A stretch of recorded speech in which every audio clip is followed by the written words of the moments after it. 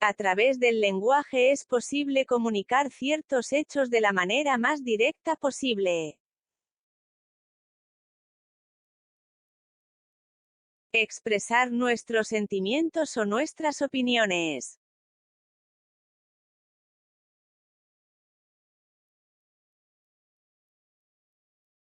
Convencer a alguien de nuestras ideas dando un punto de vista sobre un tema.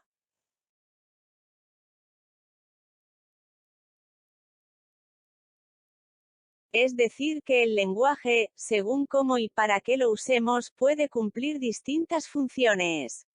Una de ellas es la función poética, mediante la cual la palabra amplía su capacidad de significación. Adquiere nuevos matices y pone de manifiesto su materialidad, o sea, su sonido y ritmo propios. Si bien la función poética puede aparecer en distintos tipos de mensajes orales o escritos, y es en la poesía donde tiene mayor importancia, porque allí el poeta juega libremente con el sentido y el sonido de las palabras, así como con su distribución en el espacio de la página.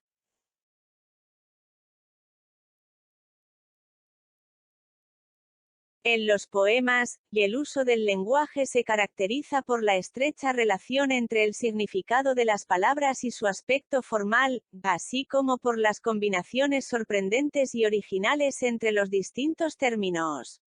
Es decir que el sentido no solo está dado por lo que quieren decir las palabras, sino por su sonido y por su disposición en la página, que producen un ritmo particular. Por eso, en la poesía predomina un uso connotativo del lenguaje. La connotación es el efecto lingüístico por el cual un término tiene no solo el significado literal, sino también significados sugeridos por asociaciones de ideas, repetición de sonidos o por la relación imprevista que dos o más palabras establecen entre sí en un contexto determinado. Al usar la connotación como el recurso expresivo a través del cual se manifiestan experiencias, sensaciones y sentimientos, y el emisor ofrece una visión subjetiva, es decir, personal, de sí mismo y del mundo que lo rodea.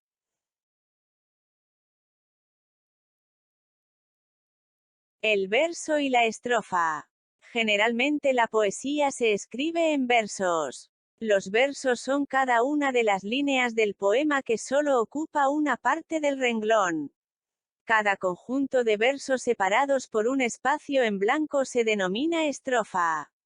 Aunque también existen poemas escritos en verso que no están separados en estrofas. El poema visual. Algunas veces, los poetas distribuyen los versos en la página estableciendo una relación con el tema o asunto de la poesía.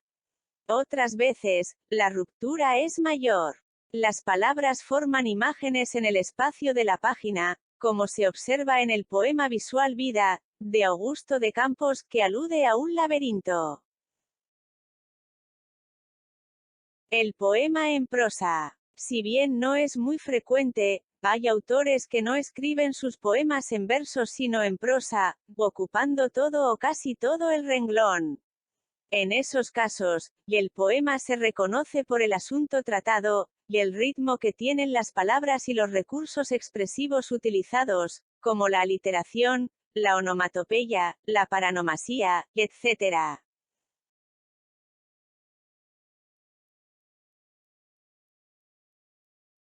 La métrica. Para analizar la métrica de un poema debemos contar las sílabas de cada verso, pero estas sílabas no son como las que conoces normalmente, sino que se trata de las sílabas poéticas, las cuales tienen sus propias reglas. Existen diferentes parámetros a la hora de medir un verso poético. La sinalefa, el hiato, la diéresis, y en qué letra termina la última sílaba del verso. También los versos se pueden clasificar por su número de sílabas. Así tenemos bisílabos, trisílabos, tetrasílabos, pentasílabos, hexasílabos, heptasílabos, octosílabos, eneasílabos, decasílabos, etc. La rima. La rima es la coincidencia de los sonidos entre dos o más versos a partir de la última vocal acentuada. Puede ser consonante, cuando hay coincidencia de vocales y consonantes. O asonante, cuando hay coincidencia solo de vocales.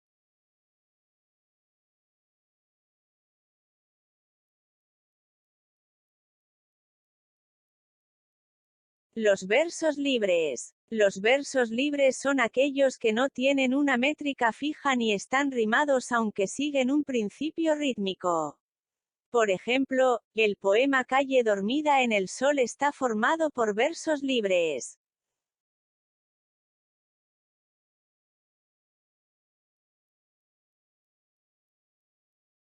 Aliteración. La aliteración es la repetición de un sonido a lo largo de uno o más versos. Un buen ejemplo son los anagramas de Nicanor Parra. García Lorca, Gracia loca. Encabalgamiento. El encabalgamiento se produce cuando el sentido de un verso únicamente se completa en el siguiente. Por ejemplo, los siguientes versos del poema de Juan L. Ortiz. ¿De qué muerte vino este pájaro solo que ahora canta? Anáfora. La anáfora es la repetición de palabras al comienzo de dos o más versos consecutivos, como ocurre en la estrofa de Villaurrutia. Y mi voz que madura, y mi voz que madura, y mi voz que madura, y mi voz que madura.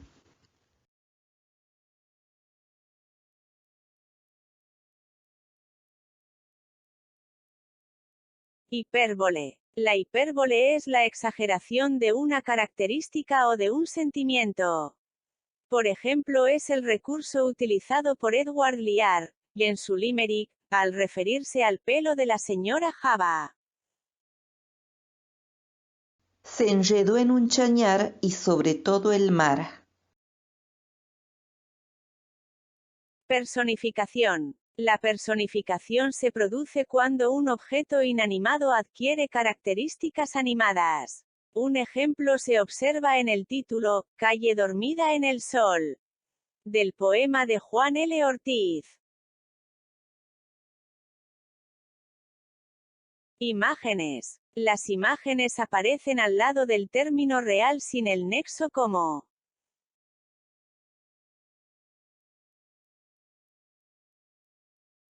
Comparaciones. Las comparaciones están formadas por dos términos. Un término real y otro imaginario unidos por el nexo como.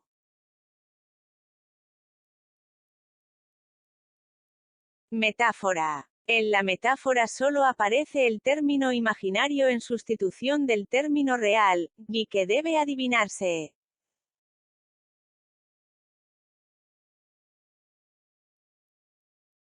Bueno, eso es todo por hoy. Si te ha sido de utilidad este video, si te ha ayudado a comprender el tema, puedes darme un like.